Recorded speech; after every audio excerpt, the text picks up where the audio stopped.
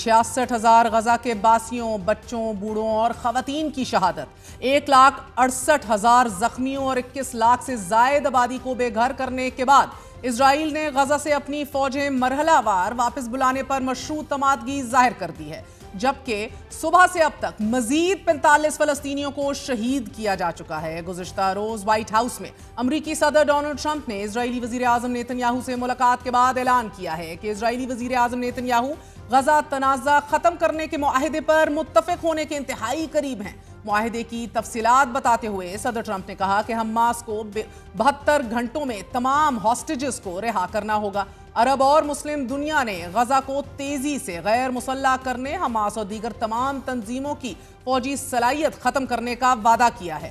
ہم ان ممالک پر بھروسہ کر رہے ہیں اور میرے سننے میں آیا ہے کہ حماس بھی یہی کرنا چاہتی ہے۔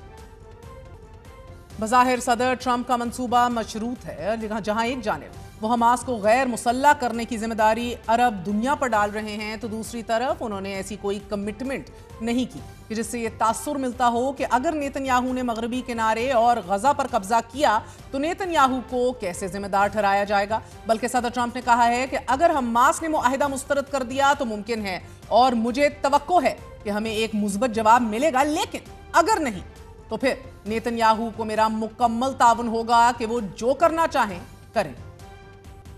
صدر ٹرمپ نے امن قائم کرنے کے لیے ایک بورڈ آف پیس کی تشکیل کا اعلان کرتے ہوئے یہ کہا ہے کہ میں عرب دنیا کے کئی رہنماؤں کا شکریہ ادا کرنا چاہتا ہوں جنہوں نے اس تجویز کی تیاری میں شاندار حمایت فراہم کی۔ وزیر اعظم پاکستان اور فیلڈ مارشل سید عاصم منیر شروع سے ہمارے ساتھ تھے۔ اس بورڈ کی قیادت عرب رہنما اسرائیل اور وہ خود کریں گے، اور ان میں سے ایک ٹونی بلیئر ہوں۔ امریکی صدر اور اسرائیلی وزیر اعظم کی طرف سے مجوزہ امن معاہدے کے اعلان کے بعد آج پاکستان کی جانب سے پالیسی بیان جاری کرتے ہوئے وزیر خارجہ اور نائب وزیر اعظم اسحاق ڈار کا کہنا ہے کہ پاکستان فلسطین سے متعلق مجوزہ امن معاہدے پر 8 اسلامی ممالک کے بیان کی حمایت کرتا ہے۔ ہمیں یقین دلایا گیا ہے کہ حماس اس پلان کی حمایت کرے گی اور امید ہے کہ حماس منصوبے کی مخالفت نہیں کرے گی۔ منصوبے کے تحت فلسطین میں امن فوج تعینات ہوگی۔ انڈونیشیا نے فلسطین میں 20,000 فوجی تعینات کرنے کی پیشکش کی ہے اور پاکستان کی قیادت بھی اس سے متعلق کوئی فیصلہ کرے گی۔ یہ لیڈرشپ لیول کی یہ میٹنگ جو تھی، اس کا ایک ہی ایجنڈا تھا کہ کسی طریقے سے فوری سیز فائر کے لیے کوشش کی جائے تاکہ یہ خون بہہ رہا ہے ہر روز معصوموں کا بند ہو جائے۔ جو وہاں بیسیکلی آئیڈیا ہے کہ وہاں ایک پیلسٹینین کی ٹیکنوکریٹ انڈیپینڈنٹ گورنمنٹ ہوگی اور اس کے اوپر ایک اوور سائٹ باڈی ہوگی انٹرنیشنل، جس میں موسٹلی پیلسٹینین ہی ہوں گے۔ تو جو فورس ہے پیس کیپنگ فورس، جو گراؤنڈ پہ جو ڈیل کریں گے وہ پیلسٹینین لا انفورسنگ ایجنسیز ہوں گی، جو ان کو سپورٹ کریں گی۔ اس فورس کا ذکر ہے، اس پہ انڈونیشیا ہیز آفرڈ 20,000 اپنے پرسنل، جو ان کے law enforcing personal. I am sure Pakistan will also decide, leadership فیصلہ کرے گی۔ ہم نے ان کو یہ کہا ہے کہ یہ جو بھی ارینجمنٹ ہو اس کو UN سیکورٹی کونسل میں بھی ڈاکومنٹ کیا جائے۔ اسحاق ڈار صاحب کا کہنا تھا کہ ٹرمپ سے 8 مسلم ممالک کے سربراہان کی ملاقات کا مقصد بہتے خون، شہریوں کی علاقہ بدری، شہریوں کی واپسی، طواف پٹی کی بحالی اور مغربی کنارے کو اسرائیل کے ہڑپنے کے پروگرام سے روکنا ہے۔ اسحاق ڈار نے فلسطینی ریاست کے قیام سے متعلق پالیسی بیان کو دہراتے ہوئے یہ بتایا ہے کہ پاکستان کے موقف میں کوئی تبدیلی نہیں آئی اور نہ ہی آئے گی۔ Pakistan still believes in two-state solution of this problem with Al-Quds al-Sharif as the capital of the independent Palestinian state with the boundaries of pre-1967. Pakistan کی پالیسی بالکل کلیئر ہے، پاکستان کی پالیسی ان چینج ہے۔ آئی ووڈ رادر سے کہ باقی 7 country بھی ہمارے ساتھ ہیں ہماری پالیسی میں، سو اس میں کوئی تبدیلی نہیں ہے، بالکل کسی قسم کی سوچ میں یا اس کی اسپرٹ میں یا اس کے فیوچر امپلیمنٹیشن میں ہماری وہی پالیسی ہے۔ پراجا صاحب، میں آپ کو واضح کر دوں ایک بار پھر کہ نائب وزیر اعظم نے اس حوالے سے سیاسی تنقید کو ایڈریس کرتے ہوئے یہ واضح کیا اور جواب دیتے ہوئے وزیر خارجہ کا یہ کہنا تھا کہ جب فلسطینی اتھارٹیز منصوبے کا خیر مقدم کر رہی ہے، اس پر کچھ لوگ سیاست کر رہے ہیں۔ کیا چاہتے ہو؟ کیا وہاں خون بہتا رہے، بچے مرتے رہیں؟ میں یہاں دیکھ رہا ہوں کہ more loyal than the king, Palestine authority اس کو ویلکم کر رہی ہے، ہم اس کو کرٹیسائز کر رہے ہیں۔ کچھ لوگ جن کا مقصد ہی صرف سیاست ہے، وہ heaven sake have a heart. What do you want?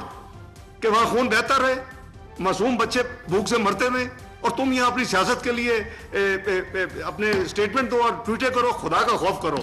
ایک دن اللہ کو جان دینی ہے سب نے, میرے سمیت. میں سمجھتا ہوں کہ we did our best to do whatever 8 countries could do, their leadership and the foreign ministers. ہم نے اللہ تعالیٰ کو راضی کرنے کے, میری پرائم نیت یہ تھی کہ میں اللہ تعالیٰ کو راضی کرنے کے لیے پوری ایفرٹ کر رہا ہوں, یہ پورے راؤنڈز کر رہا ہوں. میں خدا کے لیے کسی چیز کو تو سیاست سے آپ مبرہ کر دیں. عجیب قسم کی نہ کو سمجھ ہے, نہ کو بیک گراؤنڈ ہے, نہ کو پتہ ہے کہ کیا کیا ہوا ہے, کہ جیسے ہوا میں ایک اناؤنسمنٹ کسی نے کر دی ہے. او بھائی, اس کے پیچھے بہت کام ہوا ہے. ابھی تک حماس کی جانب سے معاہدے کو مسترد یا پھر اس سے اتفاق کرنے سے متعلق کوئی بیان سامنے نہیں آیا. البتہ عرب نیوز سے گفتگو کرتے ہوئے حماس کے سینئر عہدیدار نے اتنا ضرور کہا ہے کہ ہم اچھی نیت کے ساتھ ان 20 نکات کا مطالعہ کریں گے اور پھر اپنا رد عمل دیں گے. جبکہ بی بی سی نے قطری وزارت خارجہ کے ترجمان کا حوالہ دیتے ہوئے یہ لکھا ہے کہ قطر اب حماس کے مذاکرات کاروں اور ترک رہنماؤں سے آج اس مجوزہ پلان پر بات کرے گا.